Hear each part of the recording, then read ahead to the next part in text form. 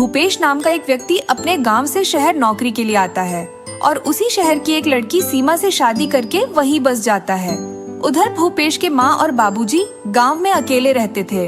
भूपेश उनका एक ही बेटा था। एक दिन वो आपस में बात कर रहे होते हैं। भूपेश की माँ, सुनती हूँ कहाँ हो? ये मैं बाजार से साग तरकारी ले आया हूँ। ले आए, अच्छा किया, घर में कुछ पकाने को था ही नहीं। हाँ, बहुत थक गया आज तो मैं। बाजार में इतनी भीड़ है कि क्या कहूँ। हाँ, छठ पूजा की भीड़ होगी, पर्व आने ही वाला है। अब हमारा भूपेश तो शहर में जाके ऐसा बसा कि वापस गांव आने का नाम ही नहीं लेता। उसके बिना हमारा क्या पर्व। अगर हमारे बेटे ने गांव की लड़की से शादी की होती तो वह इस पर्व को बड़ी धूमधाम से बनाती। अब हमारी तो उम्र हो गई है, अब हमसे तो ये व्रत और पूजा पाठ की विधि होती नहीं। वह शहर की लड़की क्या पूजा पाठ और व्रत करेगी? भूपेश एक शाम को जब ऑफिस से अपने घर की ओर जा रहा होता है तो वह मार्केट में देखता है कि छठ पूजा का सामान बिक रहा है। उसे अचानक से अपने बचपन की याद आती है कि कैसे उसकी माँ भी यह पर्व मनाती थी, उसके लिए कितने तरह के व्यंजन बनाती थी। वह जल्दी जल्दी अपने घर जाकर अपनी माँ को फोन लगाता है।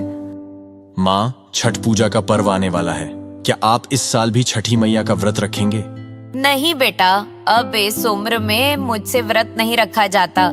शरीर में कमजोरी भी बहुत रहती है और वैसे भी हम दोनों अकेले हैं। तेरे बिना तो सभी पर्व फीके लगते हैं।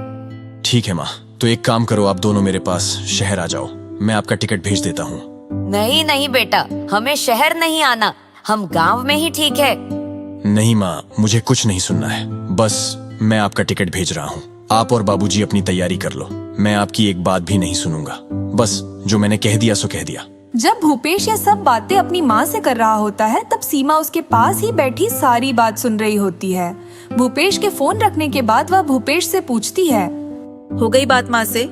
भूपेश, एक बात तो बताओ, ये छठी मैया का व्रत क्या होता है और किसके लिए करते हैं? छठी मैया का व्रत माँ अपने बच्चों के लिए रखती है।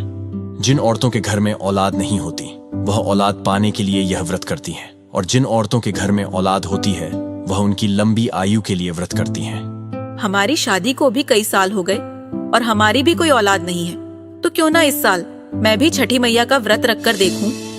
नहीं सीमा, तुम रहने दो, ये व्रत बहुत कठिन होता है, तुमसे नहीं हो पाएगा। सीमा अगले दिन सुबह सुबह अपनी पड़ोसन के पास जाती है और उसे छठी मैया के व्रत पूजन की सारी विधि पता कर लेती है। वो पूरी श्रद्धा से इस व्रत को रखने का संकल्प लेती है और पूजा की तैयारी करती है। वो पूजा की तैयारी कर ही रही होती है कि तभी भूपेश के माँ और बाबूजी भी गांव से उसके घर आ जाते हैं और सीमा को पूजा की तैयारी करते देख बहुत खुश होते हैं। अरे, यहाँ तो छठ पूजा की तैयारी हो रही है। हम तो सोच रहे हैं कि शहर की लड़की है, हमारे पुराने रीति रिवाज क्या मानेगी, लेकिन हमारी बहू तो बहुत संस्कारी है।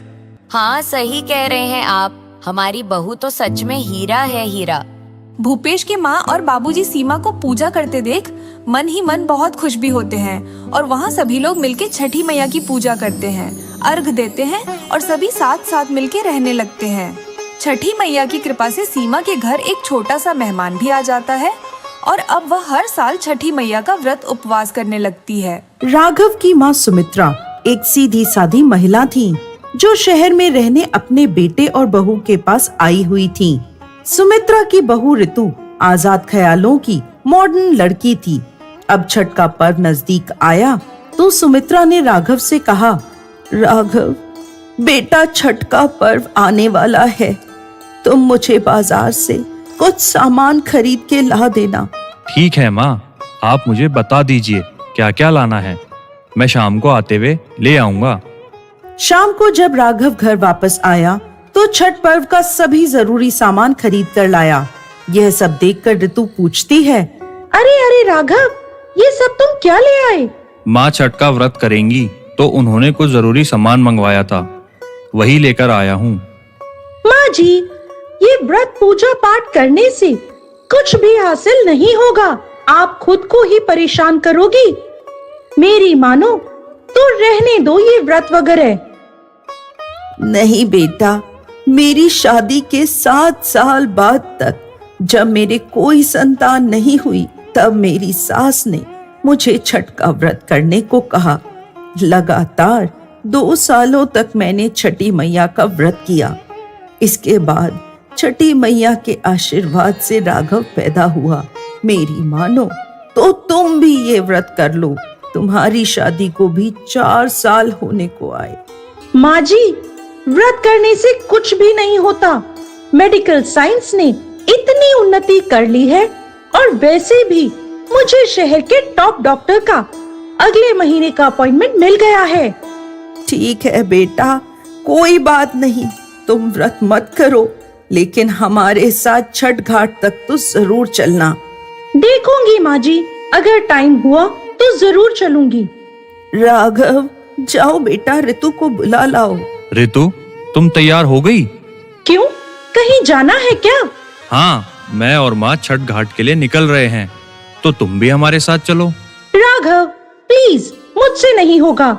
अरे, मैं कौन सा तुम्हें व्रत और पूजा करने के लिए कह रहा हूँ। मैं तो तुमसे बस ये कह रहा हूँ कि माँ का दिल रखने के लिए बस हमारे साथ चलो।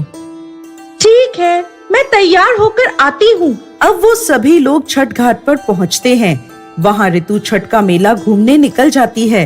राघव की माँ जल में खड़ी हो जाती है और राघव पानी में डुबकी लगाता है। डुबकी लगाते ही वो डूब जाता है। पूरे छठ घाट पर शोर मच जाता है। उसकी माँ रोने लगती है। हे छठी मैया, ये कैसा अनर्थ हो गया। मेरे बेटे को आप ही बचा सकती हो माता, मेरे बच्चे को बचा ले। इतना बड़ा अनर्थ ना करे मैया, इतना बड़ा अनर्थ ना करे। इतनी देर में ऋतु भी वहाँ आ जाती है। माँ जी, राघव कहाँ है? क्या हुआ राघव को? बेटा, राघव डुबकी लगाते हुए डूब गया। मैं क्या करूं? हे छठी मैया। देखा माँ जी, मैंने आपसे कहा था कि ये सब करने से कुछ भी नहीं होगा। अब बताइए क्या करूं मैं? मैं राघव के बिना कैसे रहूंगी? मैं क्या करूंगी?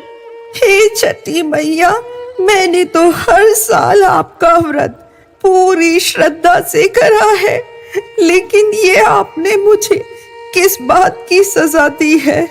यदि आज मेरे बेटे को कुछ भी हुआ तो मैं इस छठ घाट पर ही अपनी जान दे दूंगी माता, अपनी जान दे दूंगी मैया। इतनी देर में पानी की एक लहर के साथ राघव किनारे पर आ जाता है और तेज गर्जना के साथ छठी मैया प्रकट होती हैं और कहती हैं, मैं कभी भी किसी का भी अहित नहीं करती।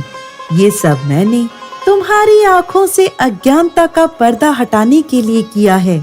मैं हमेशा अपने भक्तों की रक्षा करती हूँ।